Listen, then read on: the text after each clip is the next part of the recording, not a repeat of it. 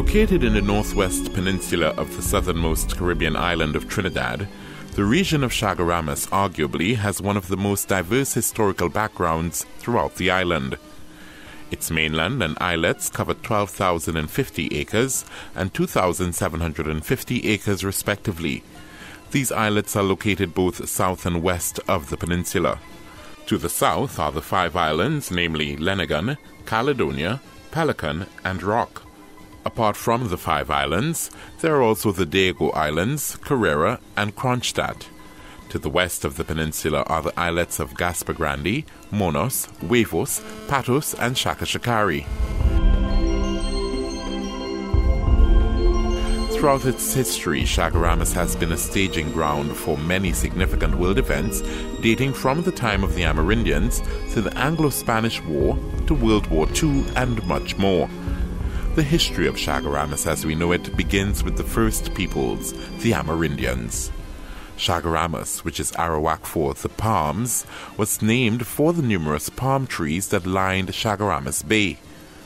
After discovering Trinidad in 1948, Christopher Columbus skirted the islets, seeking a route out of the Gulf of Paria. Fearing wrecking his ships on reefs, he returned to the mainland. A friendly cacique advised him to be patient and watch the tide before setting out. Taking heed of the advice, Columbus successfully sailed out the Gulf and was well on his way. The arrival of the Spanish drove the Amerindian population almost to extinction, and for years the only people to be found in the region were pirates just off the south of Gaspar Grande Island. In the 18th century, Chaguaramas once again was the staging ground for world history. Spain and Britain were at war. The Spanish admiral, Don Sebastian Ruiz de Apodaca, sailed into the Gulf of Paria with 5 ships and was directed to anchor in Chaguaramas. On February 16, 1897, 18 British ships under the command of Sir Ralph Abercrombie entered the Gulf with a sole mission, the capture of Trinidad. Outmanned, outnumbered, and outgunned, the Spanish admiral ordered the crew to set the ships on fire and head for land. The battle was over before a single shot was fired. Chacon had no choice but to capitulate, and the British took control of the island without a single casualty.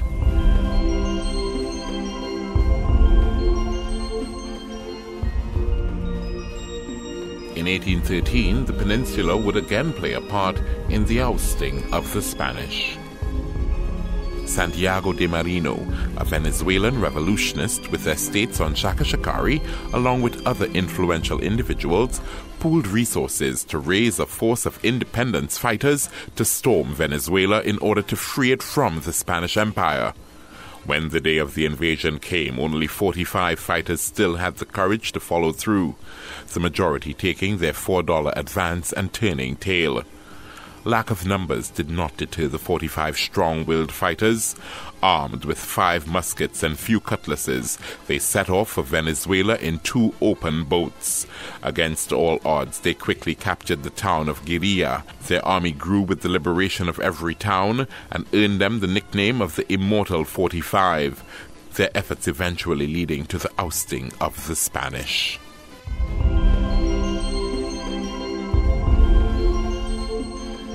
After slavery was over, the plantations languished, and so too the economy of Chaguaramas. This brought about a change in the peninsula. Chaguaramas developed into somewhat of a resort for the rich and wealthy. Getting to Chaguaramas, however, was never easy. A small paddle-wheeled steamer was the main transport at the time, but the ride was unpleasant. It was hot, slow, and the ride was rough. The opening of a motorable road to Tetron Bay brought a new life to the region. Clubs, parking lots, a jetty, and bathhouses were created to facilitate the new influx of vacationers. Then came World War II. Britain and her allies faced the might of Germany and the Axis. The German submarine campaign was being prosecuted with telling effect. Britain's operations had been severely affected, particularly at sea, with the losing of a large number of their destroyers. The United States, not yet in the war, needed sites to build bases to consolidate their defense in the Caribbean. Thus, the both countries entered into negotiations which led to the Destroyers for Bases Agreement signed on September 2, 1940. In exchange for 50 overage destroyers, Britain gave the U.S. a 99-year lease on lands in 8 Caribbean islands and in Argentina to facilitate the building of bases. The Chaguaramas area was deemed ideal by the Americans, and by the end of 1941, all the villages in the area were demolished or abandoned to make way for the thousands of American soldiers. The arrival of the Americans also brought the war to the region. The Germans expanded U-boat operations to the Caribbean and began targeting Allied vessels and successfully sank a number of ships in local waters. These activities led the Americans to bolster the defenses and facilities at Chaguaramas. Guns were added, mines were laid, communications improved, and submarine nets were set. After the war, Chaguaramas lost its strategic usefulness, yet still the Americans refused to relinquish control of the peninsula. This refusal would serve as fuel in the fire of another war, the War for Independence. In 1956, the People's National Movement, led by Dr. Eric Williams, won the Trinidad and Tobago general elections.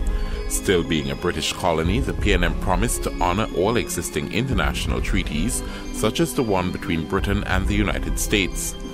Also in development at that time was the Federation of the West Indies, a political union made up of British colonies in the Caribbean, with the intent to gain independence as one. The Federation elected Chaguaramas to be their headquarters, which backed Williams into a corner. The U.S. was unwilling to compromise, and the U.K. supported them. A commission appointed by the conference declared the issue closed, and Grantley Adams of Barbados, the leader of the West Indian Federation, agreed with the outcome. Williams declared war on them all. On April 22, 1960, a rally was held in Woodford Square. Tens of thousands flooded the streets. Despite the pouring rain, they left the square and marched on the U.S. consulate with a list of their demands. The march was a success, and by the end of 1960, a settlement was reached between the U.S. and Trinidad and Tobago. The war for Chaguaramas ended in a victory for Trinidad and Tobago, and the British were forced to concede full self-government in 1961 and independence in 1962. The U.S. abandoned the base, but American facilities remained under their control until 1977, for which they compensated the Trinidad and Tobago government by means of assistance in various projects.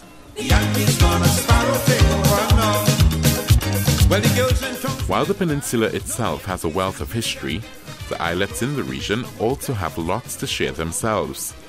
The 5 islands were generally used for recreational activities throughout their history, but they all have their own stories to tell.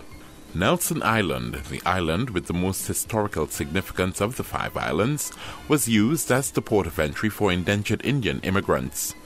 Those deemed healthy stayed on the island till they were assigned to estates to work, while the sick were quarantined. The island was also used as an internment camp during World War II for any person in Trinidad with an Austrian or German passport. During the war, the government also had the labor leader Tubal Uriah Buzz Butler interned there, as they saw him as a danger to the state during the conflict. In the 70s, the island was once again used as an internment camp for Black Power activists who the government feared would incite unrest in the country. Linigan was used as an isolation hospital for the indentured laborers with contagious diseases. Rock Island was and still is used as a quarantine for passengers arriving on ships visiting Trinidad. Pelican and Craig were mainly used as holiday resorts, with families renting out accommodations on the islands. Caledonia, the largest of the 5 islands, was always seen as the most esteemed of the 5, and only the most privileged were allowed to rent it. It originally served as the quarters for the medical officer in charge of the quarantine islands. Prior to this, it was used by Lord Harris, who would soon become governor of Trinidad and Tobago, for his honeymoon. On November 13, 1957, The island would once again open its doors to romance as the site for the then secret marriage of Dr. Eric Williams and Dr. Maylene Muksang. To the west of the 5 islands lie the Diego Islands, Carrera and Kronstadt. Carrera, originally called Long Island, was leased to a shipping agent in Port of Spain, from which the island got its name. He used the island as a holiday resort and as a quarry for limestone. The quarrying continued in the 1870s when the island was established as a prison depot. In 1875, crime was on the rise and there were 12 escapes from the prison. Transforming Carrera into a penal settlement was deemed to be the solution to the problem. It was designed to punish criminals so harshly that they would never want to return. Carrera has transformed over the years and is now more of a correctional facility than a penal colony. Kronstadt, the other Diego island, started off as an island for rent or lease for pleasure purposes. It was then used as the residence of the prison doctor of Carrera Island. In 1915, the doctor was no longer kept on Kronstadt, and the western part of the island was kept for quarrying. In 1920, the government desired to open a leprosarium at Chaguaramas, as the affliction was thought to be contagious in those times. They negotiated a deal with the Roman Catholic Church, which had substantial lands on Chaguaramas.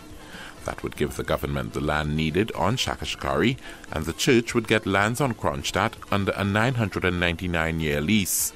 Government regained control of that part of Kronstadt in 1946, and it became a resort used by successive governors of the country. Sir Ellis Clark was the last to make use of the residence, as he deemed it unsafe due to the explosions from the nearby quarry. Gaspar Grandi was granted to Gaspar de Persain-Larocque in 1783. It was cleared and used entirely for cultivating cotton. The Second World War saw the Americans adding guns to the island as part of their base defenses against any German intrusion. But Gaspari is mostly known for its caves. Some of these caves were occupied by vampire bats, but they have since been eradicated.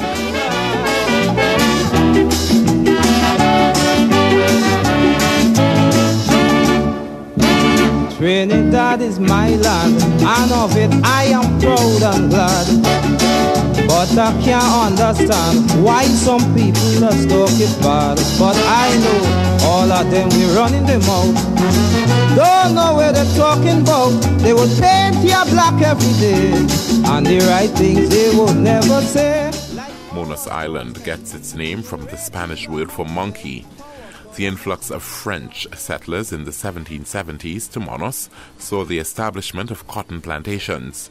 After slavery, fishing was the general source of income on the island.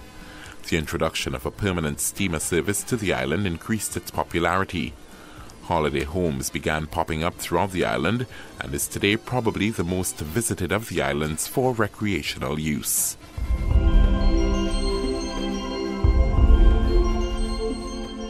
Huevos Island literally translates to Egg Island. It is said to be named after the eggs of all the turtles that nest on its beaches. Uninhabited by the Spanish until the 1790s, the island's steep slopes and lack of water made settlement difficult. It was eventually settled as a cotton plantation, then later rented out for vacation purposes. In 1927, the entire island was leased to the Booth family, who were still in possession of the island and making it the only private island. Patos, ducks in English, is also known as Cactus Island, and is the only island in the group that no longer belongs to Trinidad and Tobago. Once Venezuela gained independence, it saw Patos as belonging to their state, as it is geographically closer to their mainland. The British quickly installed a watchman on the island whose main duty was to raise and lower the Union Jack, ensuring Venezuela would not invade. The British eventually gave up the island to Venezuela in 1942 as World War II was underway. This freed up the Gulf of Paria for much-needed oil exploration during the time of war. Chaguaramas, the largest of all the islands. Cotton was also the main crop on this island after plantations were established. In 1915, a medical conference declared leprosy to be contagious and that patients should be quarantined. The authorities chose Chaguaramas as an appropriate site to isolate lepers from the general public. Eviction notices were sent to the residents of Chaguaramas. This angered the general public, but the government continued their plan. By the end of 1926, all patients suffering from leprosy had been transferred to the island. The size of the settlement was large-scale. There were separate settlements for men and women, a convent, a cinema, a Hindu temple, roads, churches, a hospital, a laundry, a doctor's quarters, and a power station. Nuns were headquartered on the island just to tend to the patients, some of the nuns even staying till the end of their lives. The leprosarium was eventually closed as the cases of leprosy dwindled and the cost of operating the settlement grew. Virtually abandoned now, the forest has reclaimed the establishments on the island, destroying most of the buildings in the process. In 1972, the government established the Chaguaramas Development Authority. One of the tasks appointed to the CDA was to develop the region while preserving its ecosystem. Since its establishment, the area has seen vast improvements as well as renovations. Restaurants and places for events and parties have also been established. The most significant improvement to date is the addition of a boardwalk to the popular Williams Bay area. The boardwalk is so far in its first phase, and 2 additional phases are planned. Chaguaramas' beauty and colorful history is part of what makes Trinidad and Tobago unique. From the Amerindians to the Spanish, to the British, then the Americans, then to the people of Trinidad and Tobago. The peninsula has stood the test of time, serving as a rallying point in the nation's fight for freedom and a symbol of strength for the future.